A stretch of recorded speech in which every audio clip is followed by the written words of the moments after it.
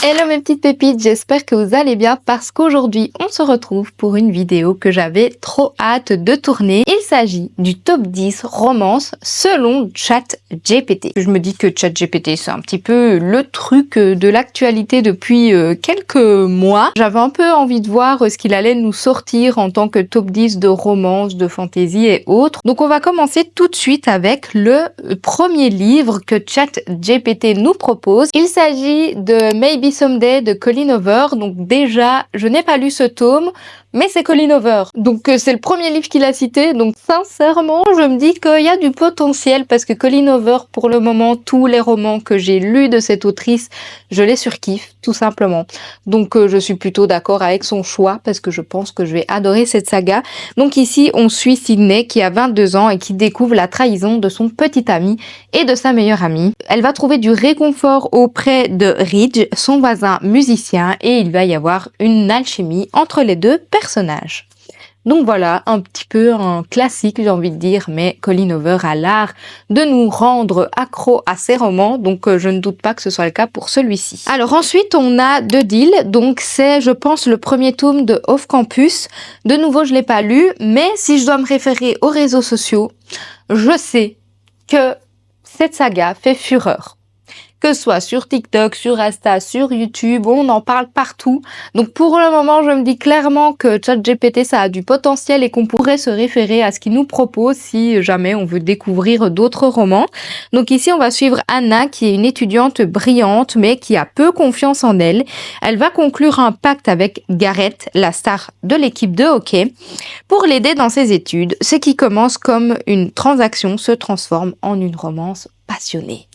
Et en plus, il nous met des résumés assez concis et tout. Je trouve ça trop cool. Maintenant, à chaque fois, il nous met sur quoi il a trouvé ses résumés, etc. Et c'est sur compagnielittéraire.com. Mais vraiment, je trouve ça assez bien fait. Personnellement, j'avais été sur l'application ChatGPT et donc voilà un petit peu à quoi ressemblent les avis qu'il me donne. Donc, je trouve ça vraiment génial. Le prochain livre qu'il nous propose, c'est Rule de J. Kronhover. Je ne suis pas très douée en anglais, désolée.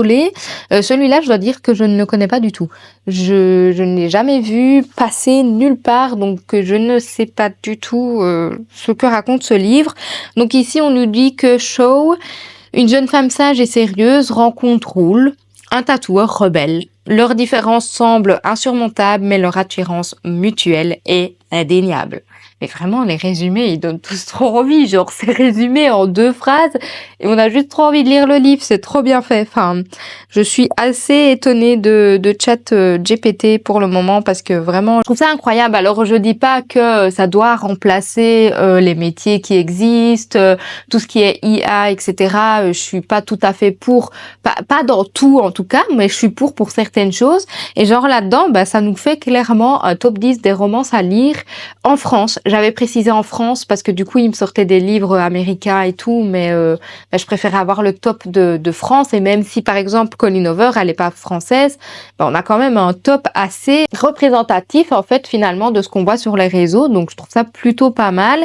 Et voilà, je suis pas pour que ça remplace tous les métiers du monde, forcément. Mais en tout cas, je trouve que ça a ses avantages pour certaines choses. Donc, je trouve ça assez chouette. Le prochain tome, c'est After de Hannah Todd. Donc là...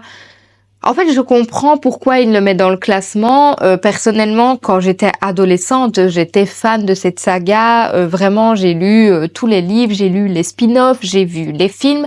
Je pense que j'ai pas vu le dernier, mais en tout cas, j'étais vraiment fan de la saga quand j'étais plus jeune.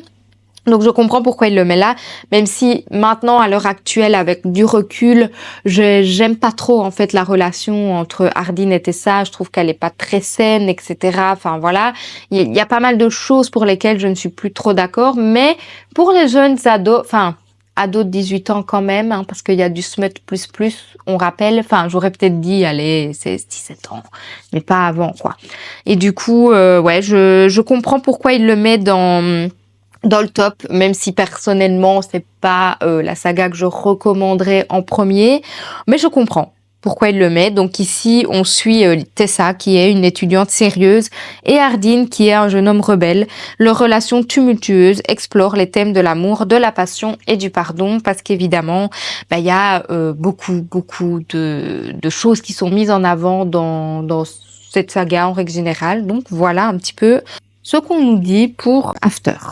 Le prochain roman qui nous est conseillé, c'est Beautiful Disaster de Jamie McQueer. Je connais pas du tout non plus. Personnellement, je connais pas. La couverture me dit vaguement quelque chose, mais personnellement, ça me dit rien. Donc ici, on suit Abby, qui est une étudiante et qui fuit son passé. Elle tombe amoureuse de Travis, un étudiant connu pour ses bagarres et ses conquêtes. Leur relation intense et passionnée les transforme mutuellement. On est plus ou moins à chaque fois sur le même code, si j'ai envie de dire. Le mec bagarreur, hyper sombre et tout. La meuf super sérieuse, super cool. C'est les tropes, pour le moment, c'est pas très diversifié, j'ai envie de dire. Mais bon, c'est de la romance, ça m'étonne pas, mais c'est beaucoup de tropes pareils, donc je sais, pour ça je suis un petit peu déçue quand même. Le prochain roman, c'est Ugly Love, de nouveau de Colleen Hoover, donc ça ne m'étonne pas. Celui-là, je l'ai dans ma wishlist depuis un moment, mais voilà, j'ai pas assez d'une vie pour lire tout ce que je veux. J'ai déjà lu pas mal de Colleen Hoover, donc il me reste plus qu'à continuer. Ici, on va suivre Tate qui emménage, c'est son frère, et elle va rencontrer son voisin Miles, un pilote d'avion marqué par un passé douloureux. Ils entament une relation sans engagement, mais leurs sentiments vont évoluer. Il me tente trop et ça m'étonne pas du tout que Colleen Hoover se retrouve de nouveau dans ce classement, parce que même si elle a été pas mal critiquée, ça reste quand même une autrice assez cool au niveau de la romance, et elle, en fait, en général, elle nous parle beaucoup de sujets très importants, des sujets qu'on n'a pas toujours l'habitude d'entendre. Par exemple, là, j'ai lu un livre de Colleen Hoover et ça parlait en fait d'une femme qui ne peut pas avoir d'enfant et de toutes les répercussions que ça a sur sa vie, du coup. Donc, je trouvais ça hyper intéressant parce que personnellement, je n'avais jamais lu de livre avec ce sujet-là et je trouve ça très poignant à chaque fois, la manière dont elle parle de tout ça, je trouve ça trop bien. Donc, voilà. Comme prochain roman, il y a également 1000 baisers pour un garçon. Donc ça, c'est un roman aussi qui a beaucoup fait parler de lui, notamment parce que c'est un roman jeunesse qui est assez touchant. Donc ici, on suit Poppy et Rune qui sont amoureux depuis qu'ils ont 5 ans. Un jour, la grand-mère de Poppy lui offre un bocal de 1000 cœurs en papier où noter ses meilleurs baisers. Donc Poppy et Rune décident alors de s'embrasser 1000 fois et plus encore. Cependant, avant que le bocal ne soit rempli, la famille de Rune déménage à l'autre bout de la terre et sans explication. C'est seulement au retour de Rune que Poppy va apprendre la raison de l'absence de Rune, et donc on apprend qu'il se passe quelque chose d'assez grave, et voilà pourquoi le roman est assez bouleversant. Je trouve que là, le résumé est un petit peu trop détaillé, donc du coup je vous donne pas tous les détails parce que ce sera un petit peu dommage de vous spoiler. Mais donc voilà, moi c'est un roman que j'avais pas que je l'ai pas apprécié. C'est juste que je trouve qu'on en a tellement parlé qu'il n'a pas fait l'effet que j'aurais voulu qu'il ait sur moi. Et donc, c'est pour ça que j'ai été un petit peu déçue. Mais parfois, quand on parle trop de quelque chose, que ce soit d'un film, d'un livre ou autre, on est déçu. Et donc, c'est clairement ce qui s'est passé pour moi pour cette lecture. Le prochain roman qu'on nous propose, c'est Par la force des choses. Donc ici, on va suivre Lisa qui n'a jamais cru au grand amour. Pour elle, un couple est avant tout un partenariat et la vie, une succession de décisions à prendre. Donc, comme elle est assez pragmatique, elle essaye d'oublier la rencontre magique qu'elle a fait lors d'une nuit de festival afin de poursuivre son chemin. Mais le destin est têtu. Lorsque quelques années plus tard, elle recroise cet homme, toutes ses certitudes volent en éclats. Donc voilà, je ne l'ai pas lu, donc je peux pas donner d'avis dessus, et je vais pas dire qu'il me tente pas, il a l'air plutôt sympa, mais j'ai déjà assez de livres à lire, et donc du coup c'est vrai que c'est pas le premier vers lequel je me jetterais si vraiment j'avais envie de lire un livre, quoi. Le prochain roman qui nous est conseillé, c'est Lie With Me, donc Arrête avec tes mensonges. Ça a l'air d'être un vieux livre. Je vais vous lire le résumé parce qu'il a l'air vraiment, ça a l'air très beau comme roman. Il est très court en plus, donc il a l'air vraiment pas mal. Donc le résumé, c'est: quand j'étais enfant, ma mère ne cessait de me répéter: arrête avec tes mensonges. J'inventais si bien les histoires, paraît-il, qu'elle ne savait plus démêler le vrai du faux. J'ai fini par en faire un métier. Je suis devenu romancier. Aujourd'hui, voilà que j'obéis enfin à ma mère. Je dis la vérité, pour la première fois, dans ce livre. Autant prévenir d'emblée, pas de règlement de compte, pas de violence, pas de névrose familiale, mais un amour quand même, un amour immense et tenu secret, qui a fini par me rattraper. Non mais vraiment, il a l'air incroyable. C'est une autobiographie en fait. Ok. Incroyable. Bah franchement, celui-là, il me tente bien aussi. Je pense que je vais de nouveau regarder s'il est sur ma Kindle parce que vraiment, il a l'air vraiment trop cool, quoi. Donc, le prochain roman, c'est encore un livre en anglais. Vous m'excuserez pour la prononciation. C'est Soulless de S.C. Stephens. On va y arriver. C'est assez galère. Je ne connais pas du tout non plus. Ici, on suit Chiara, qui est en couple avec Denis. Elle tombe amoureuse de Kellen, un musicien charismatique. Elle se retrouve déchirée entre son petit ami et son nouvel amant. Bon, ça, je crois pas que ça m'attirait parce que j'aime pas trop ce genre de truc où on trompe son mec et tout. Enfin, c'est pas trop mon délire. Donc, du coup, ouais, je sais pas. C'est pas ce qui m'attire le plus, mais bon, voilà. Il a le mérite d'exister, hein, j'ai envie de dire. Le prochain roman, je l'ai lu. Il s'agit de Nos âmes tourmentées de Morgane Moncomble. Ça ne m'étonne pas que Morgane Moncomble se retrouve dans ce classement parce que c'est aussi une autrice qui est assez connue au niveau de la romance. Donc vraiment, ça ne m'étonne pas du tout.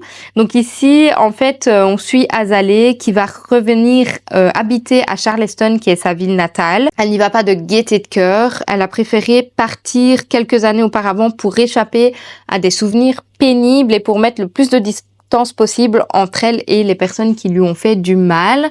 Et donc là, elle va revenir parce que il se passe un événement particulier, rencontrer un mec qui va peut-être réussir à la refaire sourire et à passer au-dessus de tout ce qu'elle a vécu dans cette ville. Vraiment, c'est un livre très poignant de nouveau. On aborde des sujets assez compliqués, donc faites attention au trigger warning. J'ai pas envie de vous spoiler, mais voilà, renseignez-vous si vous voulez lire ce genre de roman. Mais ça ne m'étonne pas qu'il soit dans le top parce que personnellement, c'est une histoire que j'avais adorée sur Morgane Moncomble. Sur tous les livres que j'ai lus d'elle pour le moment, je pense que c'est l'un de mes préférés avec Un automne pour te pardonner.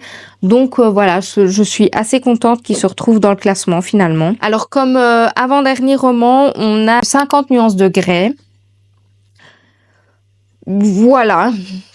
J'ai jamais été très attirée par ce genre d'histoire. C'est une dark romance. Et j'aime pas trop les dark romances et sincèrement j'avais lu peut-être 20 pages mais vraiment il m'attire pas du tout. Les films je les ai jamais vus parce que l'histoire en tout cas ne m'attire pas.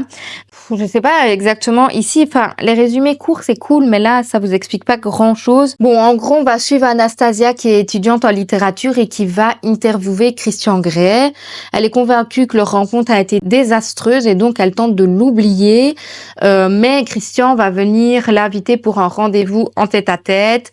Elle ne se reconnaît pas dans le désir qu'elle a envers cet homme et donc elle lui demande de garder ses distances. Christian Grey il est tourmenté, il a des démons intérieurs et il a besoin de tout contrôler. Donc ils vont entamer une liaison très passionnée. Voilà, Anna va découvrir qu'elle a des désirs particuliers envers lui et qu'il y a des secrets assez obscurs autour de Grey. Donc voilà, enfin c'est pas très...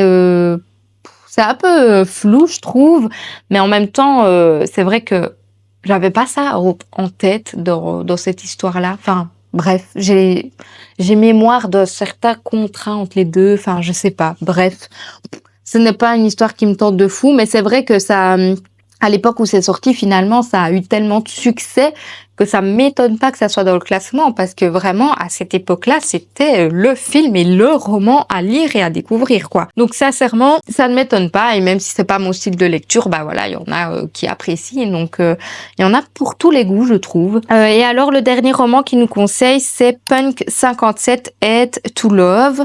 Je connais pas du tout non plus. Franchement, ça me dit rien du tout. Ici, on va suivre Misha et Ryan, je sais pas comment on dit leur nom en anglais là, qui sont amis d'enfance. Ils échangent des lettres sous de faux noms. Lorsqu'ils se rencontrent en personne, la réalité est bien différente de leurs attentes. Ah, par contre, celui-là, il pourrait bien me plaire. Il me tente pas mal celui-là finalement.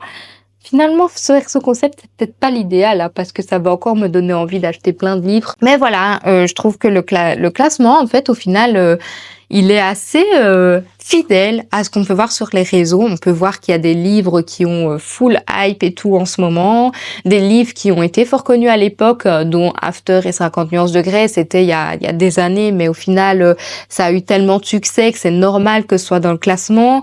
Il y a des livres que je connaissais pas du tout, mais le dernier là, il me tente vraiment bien. Je vais voir s'il est pas sur Kindle ou quoi, pas cher, parce qu'il a l'air vraiment pas mal. J'espère que ça vous plaît, en tout cas, que j'essaye de trouver du contenu diversifié, de faire des choses qu'on ne voit pas souvent ou qu'on voit, mais pas autant que d'autres contenus comme les book hauls, les updates lecture, etc. J'espère qu'en tout cas, ça vous fait plaisir.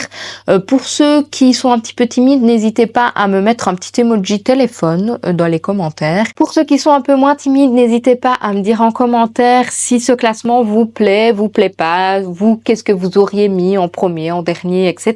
C'est toujours très intéressant de discuter là-dessus. Sur ce, je vous fais de gros bisous et je vous dis à la prochaine dans une autre vidéo. Bye!